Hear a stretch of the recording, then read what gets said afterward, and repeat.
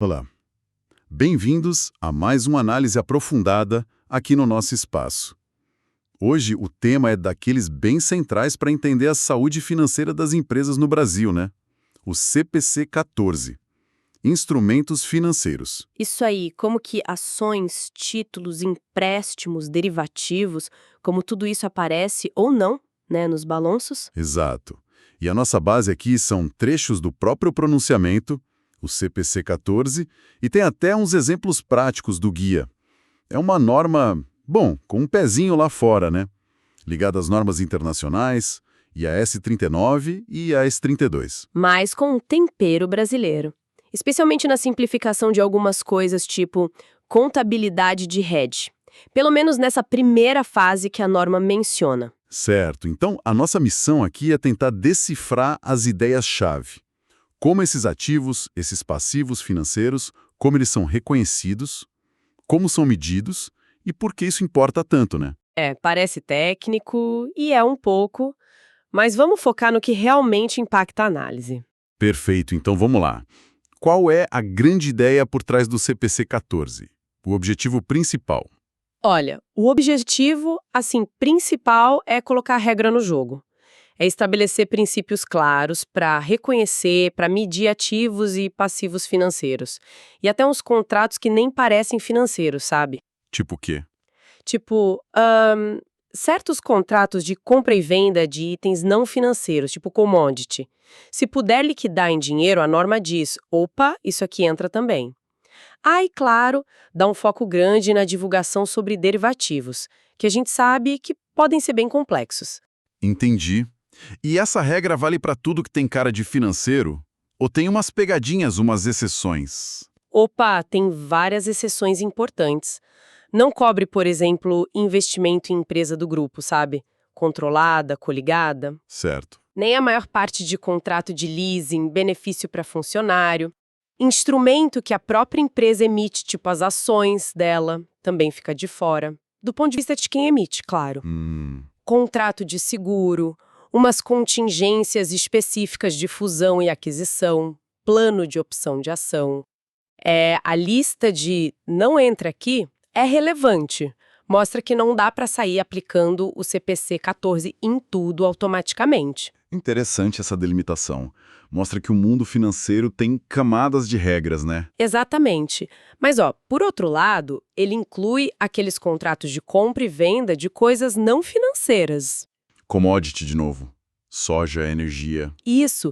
Se o contrato permitir que você liquide financeiramente, ou seja, sem precisar entregar ou receber o produto físico, só acertando a grana, aí geralmente ele cai no CPC 14. A menos que seja um contrato feito especificamente para o uso da empresa mesmo, para receber ou entregar o produto. Precisar das definições básicas, né? O que é um instrumento financeiro para a norma? É um contrato, basicamente. Um contrato que gera um ativo financeiro para uma empresa. Algo que ela vai receber ou que vale dinheiro? Isso.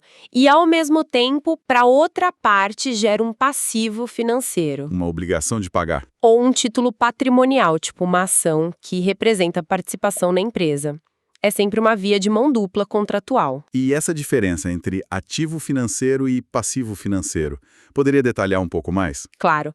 Ativo financeiro é o mais fácil. É caixa, ou é um direito de receber caixa, ou é uma ação de outra empresa que você comprou, ou até um direito de trocar instrumentos financeiros com alguém em condições favoráveis para você. Entendi. Já o passivo financeiro é a outra ponta. É a obrigação de entregar caixa ou de trocar instrumentos financeiros com alguém em condições que são desfavoráveis para você. E o título patrimonial é aquela participação que sobra nos ativos da empresa depois de pagar tudo que ela deve, todos os passivos. Perfeito. O capital próprio, né? E os derivativos? Essa palavra sempre aparece ligada a risco, a estratégia complexa. Como a norma define um derivativo? Derivativo tem 3 coisinhas essenciais para ser derivativo. Primeira, o valor dele muda por causa de alguma outra coisa, uma variável. Tipo taxa de juros, preço de ação, câmbio. Exato, a variável subjacente. Segunda, Para entrar nesse contrato, você não precisa botar muita grana no início, ou quase nada, comparado com outros contratos que reagem parecidos às mudanças de mercado. Ah, entendi. Pouco investimento inicial. Isso. E terceiro, a liquidação, o acerto final, acontece lá na frente, numa data futura. Faz sentido. Tipo um contrato futuro ou uma opção. Exatamente, o valor varia com o ativo-objeto, você não paga tudo de cara e resolve no futuro. Agora, um ponto que parece fundamental é como esses instrumentos são classificados lá no começo. Isso vai definir como eles são medidos depois, né? Aqui a coisa começa a ficar interessante. É o coração da coisa. A classificação inicial é crucial. Para ativos financeiros, o CPC 14,5, que cria 4 caixinhas, 4 categorias. A primeira, mensurado ao valor justo por meio do resultado, que a gente chama de VJMR. VJMR.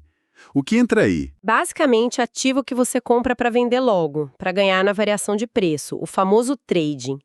Também podem entrar aqui ativos que a empresa escolhe colocar nessa categoria, mas não é oba-oba, sabe? Só se isso ajudar a evitar alguma distorção contábil ou se fizer parte de uma estratégia de gestão por valor justo bem documentada. E derivativos? Derivativos geralmente caem aqui, a menos que sejam para hedge, que é outra história. O impacto das variações de valor vai direto para o resultado da empresa, para a DRE. Ok, primeira categoria. E a segunda? Segunda, mantido até o vencimento. Aqui só entram títulos de dívida, não ações. Tem que ter pagamentos definidos e data de vencimento certa. E qual a pegadinha? A pegadinha é: a empresa tem que ter a intenção e a capacidade financeira de segurar aquele papel até o fim do prazo. A intenção e capacidade. Não basta querer. Não basta. E tem mais. Se a empresa começar a vender muito esses papéis antes do vencimento, ela pode ser punida, ficar proibida de usar essa categoria por um tempo. Pega mal, sabe? Entendi. Terceira categoria. Terceira, empréstimos e recebíveis. São direitos de receber dinheiro com pagamentos definidos que não são negociados ativamente em bolsa, não tem cotação fácil. E que a empresa não tem a intenção de vender logo. Tipo, contas a receber de cliente ou empréstimo que a empresa fez para alguém. Exatamente isso, o dia a dia da operação, muitas vezes. E a quarta? Quarta, disponível para venda, AFV. Essa é a categoria o que sobrar. Se um ativo financeiro, que não seja derivativo, não couber nas outras 3, ele vem para cá. A residual. Pode ser ação, pode ser título de dívida. Isso, qualquer coisa que não se encaixe antes. Beleza. 4 categorias para ativos. E para os passivos, como fica a divisão? O VJMR de novo. Mas para passivo essa opção é mais restrita, tem que justificar bem. E uma vez que escolheu, não pode voltar atrás. E a grande maioria dos passivos, que não são VJMR, são tratados pelo custo amortizado, que a gente já vai falar mais. Ok. Então, essas categorias definem o tratamento futuro. Mas, voltando um passo, quando eles entram no balanço, quando a empresa reconhece esses instrumentos. O reconhecimento inicial é bem direto, é quando a empresa se torna parte do contrato. Assinou, tem direito ou obrigação, reconhece. Basicamente isso, assinou, entrou na dança contratual, reconhece no balanço. Agora, para compra e venda padrão de mercado, sabe, o regular way, a empresa tem uma escolha. Ela pode reconhecer na data da negociação, quando ela se comprometeu, ou na data da liquidação, quando o ativo realmente troca de mãos, o dinheiro entra ou sai. E tanto faz qual escolher. Não, tem que escolher uma política e usar sempre a mesma para cada tipo de ativo. E essa escolha afeta quando o ativo ou passivo aparece e quando as variações de valor começam a contar. Entendi. Ok, o instrumento está lá, reconhecido. Qual o valor que entra? O valor que está no contrato? A regra geral entra pelo valor justo. O preço que seria negociado hoje no mercado entre gente que conhece do assunto e sem ninguém forçando a barra. O preço de mercado, então. Isso. Mas tem um detalhe importante. Se o instrumento não for daquela categoria VJMR, lembra? Aqui vai direto para o resultado. Lembro. Então, os custos diretos para fazer a transação, tipo taxa de corretagem, emolumentos, você soma nesse valor justo inicial. O ativo entra mais caro. Ah, e se for VJMR? Se for VJMR, esses custos vão direto para a despesa, lá no resultado, não entram no valor do ativo. Tem alguma simplificação para essa medição inicial? Parece que tudo tem que achar valor justo. Tem sim. Para contas a receber ou a pagar de curto prazo, coisa do dia a dia, tipo venda a prazo para cliente, sabe? A empresa pode usar o valor que está na nota fiscal, o valor nominal, se a diferença para o valor justo for pequena, imaterial. Ah, bom, facilita. Facilita. Mas, atenção! Para empréstimo, financiamento mais estruturado, aí não tem choro. É sempre pelo valor justo inicial, mais os custos, se for o caso. Não dá para usar valor nominal nesses. Entendido. Agora a parte que realmente define o jogo no longo prazo. A mensuração subsequente. Depois que entrou no balanço, como esses valores são atualizados, período a período. É aí que o custo amortizado e o valor justo entram com força, né? Exatamente. Aqui as categorias que a gente falou antes mandam em tudo. Para ativos, a regra geral zona é valor justo. Quase tudo deveria ir para valor justo. Mas tem as exceções. Tem, e são importantes. Empréstimos e recebíveis e os mantidos até o vencimento são medidos pelo custo amortizado. E aqueles investimentos em ações que não têm preço de mercado confiável, lembra? Esses ficam pelo custo histórico mesmo. E a maioria deles ainda tem que testar para ver se perdeu o valor, o tal do impairment. Sim, quase todos. Tirando os que já estão a valor justo pelo resultado VJMR, os outros precisam dessa análise de perda, de impairment. E o que é exatamente esse custo amortizado? Como funciona na prática? Imagina um empréstimo. Pode ser um que você fez ou um que você recebeu. O custo amortizado começa com aquele valor inicial, valor justo, plus custo, se aplicável. Daí, ao longo do tempo, você vai ajustando esse valor. Você soma os juros que vão sendo ganhos ou devidos. Calculados por uma taxa específica. Isso, a taxa efetiva de juros, que é tipo a taxa interna de retorno daquele fluxo de caixa do instrumento. Ela já considera o valor do dinheiro no tempo. Aí você soma esses juros, subtrai os pagamentos de principal que vão acontecendo e também subtrai qualquer perda por impairment que tenha sido reconhecida. É um método para reconhecer a receita ou despesa de juros de forma distribuída ao longo da vida do instrumento. Entendi. Não é só o valor de face, ele vai se ajustando.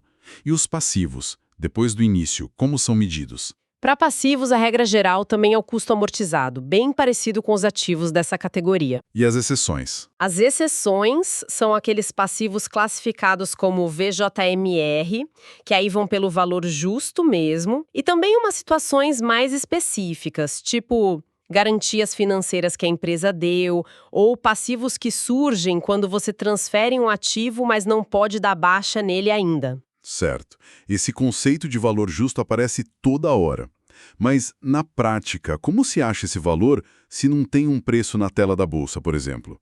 Aqui parece que tem muito espaço para julgamento, não? Totalmente. Aqui o negócio pode ficar mais subjetivo, digamos.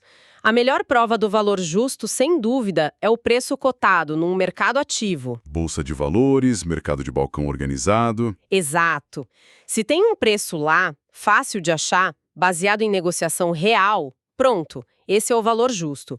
Mas e quando não tem? Aí a empresa tem que usar técnicas de avaliação, o famoso valuation. Valuation.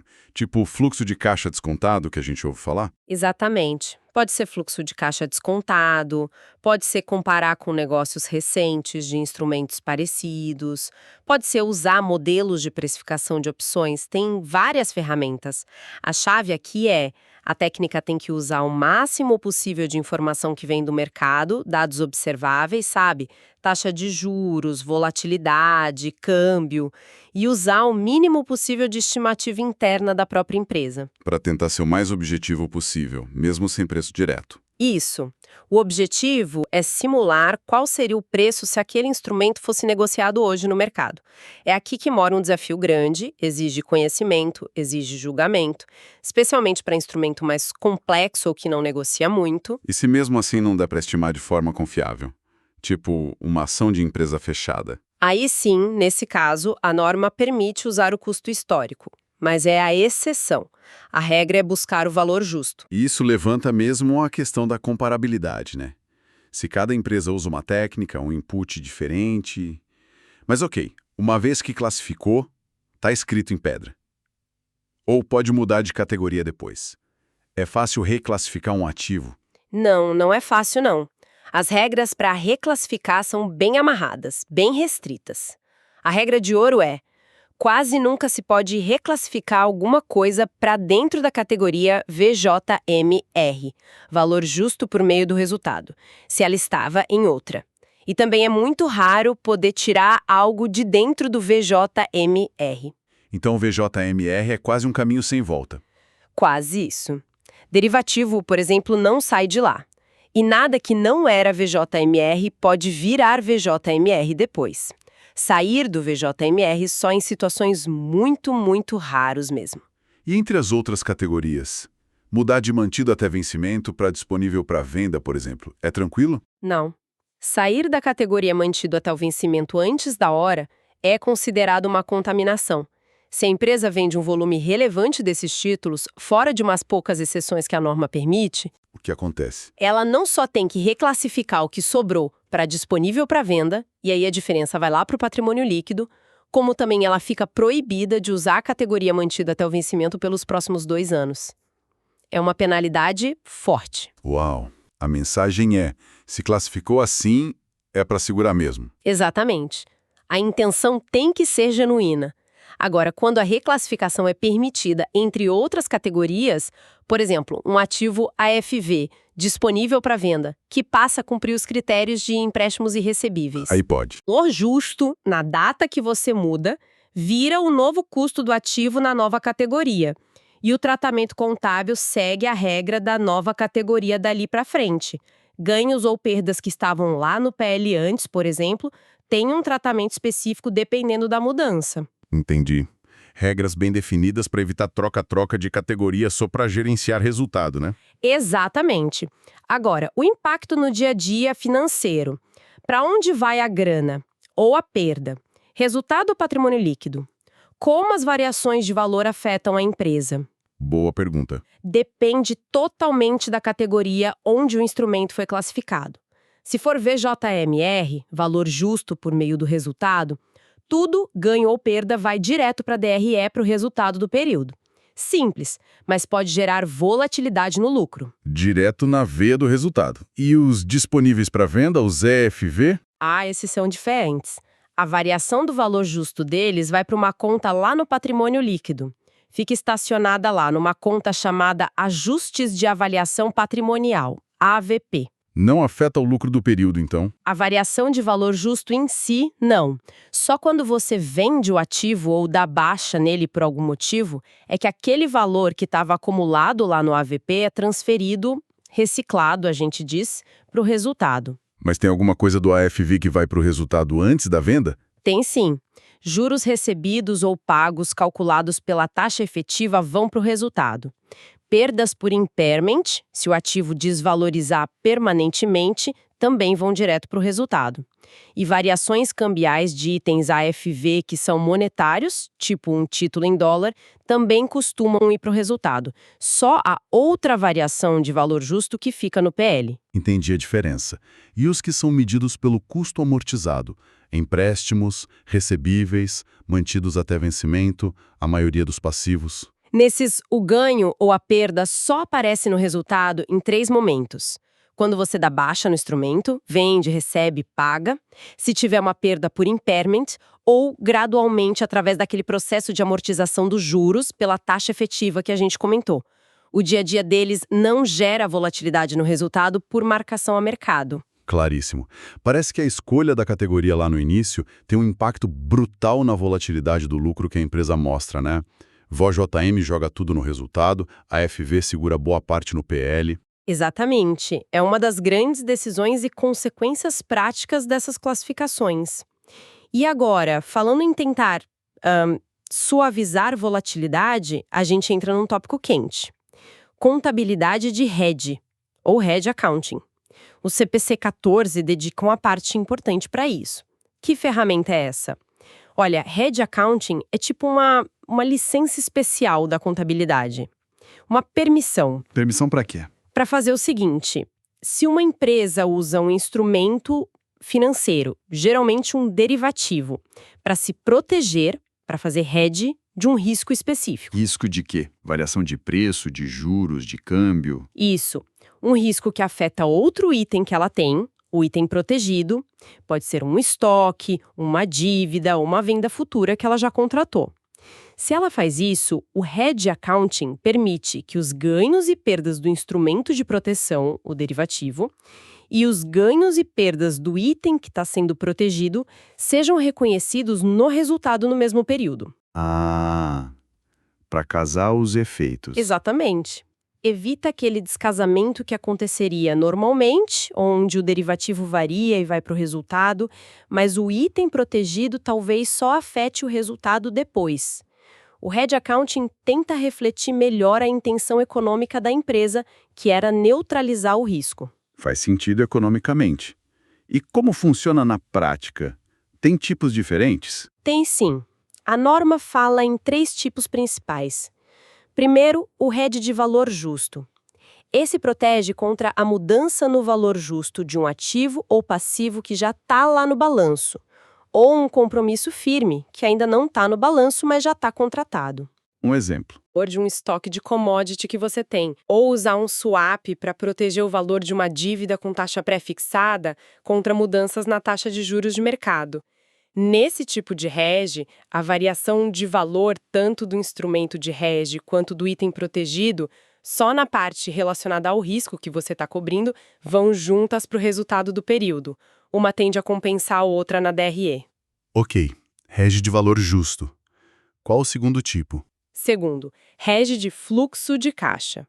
Esse protege contra a variabilidade nos fluxos de caixa futuros que a empresa espera receber ou pagar. Como assim?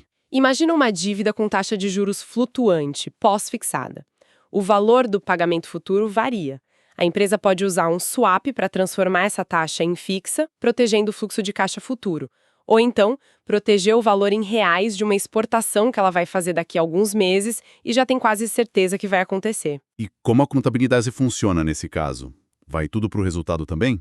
Não, aqui é diferente. A parte da variação do instrumento de hedge, que for considerada efetiva na proteção, essa parte vai lá para o patrimônio líquido, para a conta de AVP. Fica lá estacionada de novo. Fica. E só vai para o resultado quando aquele fluxo de caixa que estava sendo protegido realmente acontecer, quando a despesa de juros for registrada, quando a receita da exportação entrar, aí sim o valor sai do AVP e vai para a DRE, compensando o impacto do fluxo de caixa. E se o hedge não for totalmente efetivo? Boa pergunta. A parte que não for efetiva, a inefetividade, essa vai direto para o resultado do período. Não fique esperando no PL. Entendi. E o terceiro tipo? Terceiro é o hedge de investimento líquido no exterior. É mais específico. Serve para proteger o risco de variação cambial que a empresa tem por ter um investimento numa subsidiária lá fora em outra moeda. Certo. Você mencionou efetiva várias vezes. O que define se um hedge está funcionando, se ele é efetivo ou não para a contabilidade? Aqui entra a parte mais, vamos dizer, burocrática e técnica. Para poder usar essa contabilidade especial de hedge, a empresa não basta dizer que está fazendo hedge, ela tem que provar que o hedge está funcionando. E o CPC 14, na época que foi escrito e alinhado com a IAS 39, colocou uma régua numérica para isso. A variação do instrumento de hedge tem que compensar a variação do item protegido numa faixa bem específica, entre 80% e 125%. Tá. 80% a 125%? Nossa, que preciso! Exato. O hedge não pode ser nem muito fraco, compensar menos de 80%, nem muito forte, compensar mais que 125%. Tem que estar nesse corredor. Isso deve exigir um controle e um teste constante, imagino. Exige muito. E não é só fazer a conta de vez em quando. Para usar hedge accounting, a empresa tem que ter uma documentação formal, super detalhada, antes de começar. Tem que dizer qual é o risco, qual o instrumento de hedge, qual o item protegido, qual a estratégia da empresa e, principalmente, como ela vai medir e testar essa efetividade de 80% a 125%, tanto para frente, prospectivo, quanto olhando para trás, retrospectivo. É um processo bem rigoroso, então? Extremamente rigoroso. E se qualquer um desses requisitos falhar em algum momento, se a documentação não estiver ok, se o teste de 80% a 125% falhar, a contabilidade de RED tem que parar imediatamente. E o que acontece com o valor que estava lá no PL, no caso do RED de fluxo de caixa? Vai direto para o resultado. Na hora. Acabou a proteção contábil, o saldo acumulado no AVP tem que ser reconhecido na DRE. Por isso, é uma ferramenta poderosa para alinhar contabilidade e gestão de risco, mas tem muitas amarras, muitas exigências. Me entendi. É complexo, mas o objetivo é claro. Tentar fazer a contabilidade refletir a estratégia de gestão de risco da empresa. O anexo do CPC traz uns exemplos, né? Talvez olhar rápido para a lógica de um deles ajuda a deixar isso mais concreto. O do REG de estoque de cobre. Sim, o exemplo 1 é um caso clássico de REG de valor justo. A empresa tem estoque de cobre, o item protegido, e vende contratos futuros de cobre, o instrumento de REG, para se proteger de uma queda no preço do cobre, o risco. E aí? Se o preço do cobre cai, o estoque dela vale menos, certo? Mas, como ela vendeu futuros, esses futuros se valorizam porque ela travou um preço de venda mais alto. O Hedge Accounting permite que o ganho no contrato futuro, que iria para o resultado, compense o ajuste para baixo no valor do estoque, que também vai afetar o resultado quando o estoque for vendido ou usado. O exemplo até mostra o cálculo para ver se a variação do futuro ficou naquela faixa de 80% a 125% da variação do preço do cobre físico, para ver se o hedge foi efetivo contabilmente. Legal. Mas, olha, o próprio exemplo dá um alerta importante. Isso é só para ilustrar, é didático, não é recomendação de estratégia. E usar futuros tem outros riscos, como chamada de margem, que podem complicar o caixa da empresa. Perfeito. Acho que deu para ter uma boa noção geral. Fica claro que o CPC 14 é denso, cheio de regras, opções, detalhes. Recapitulando rapidamente, os pontos cruciais parecem ser: primeiro, a classificação inicial, que meio que define o destino contábil do instrumento. Sem dúvida. Depois, essa briga ou escolha entre mensurar pelo valor justo, que talvez seja mais relevante para o valor atual, e o custo amortizado, que talvez dê mais estabilidade para o resultado. Isso. E a aplicação do valor justo com seus desafios de mensuração quando não há mercado ativo. E, por fim, a contabilidade de RED como uma forma de tentar refletir a gestão de risco, mas com regras bem estritas, bem amarradas. No fim das contas, para quem analisa balanço, entender como uma empresa aplica essas regras do CPC 14 é fundamental para sacar de verdade a situação financeira e os riscos que ela corre, né? Com certeza absoluta. E isso nos leva, talvez, a uma reflexão final, né? O CPC 14, ele tenta aproximar a contabilidade da realidade econômica, especialmente com o uso do valor justo e com a permissão do Hedge Accounting. Mas, ao mesmo tempo, ele dá algumas escolhas para a empresa. A classificação, designar para VJMR ou não, usar Hedge Accounting ou não. Exato. E exige bastante julgamento em várias partes. Na avaliação sem mercado ativo, na definição da intenção de manter até o vencimento, nos próprios testes de hedge. Sim. Então, diante dessa flexibilidade e dessa complexidade toda, fica uma pergunta no ar. Até que ponto a gente consegue realmente comparar as demonstrações financeiras de empresas diferentes, mesmo que sejam do mesmo setor, sabendo que elas podem estar usando essas regras, essas opções, esses julgamentos de formas distintas? Será que a comparabilidade não fica um pouco prejudicada? Excelente ponto para a gente continuar pensando. Uma ótima provocação final. Bom, agradecemos a quem nos acompanhou nesta análise do CPC 14 sobre instrumentos financeiros. Foi um mergulho e tanto. Foi sim. Até a próxima.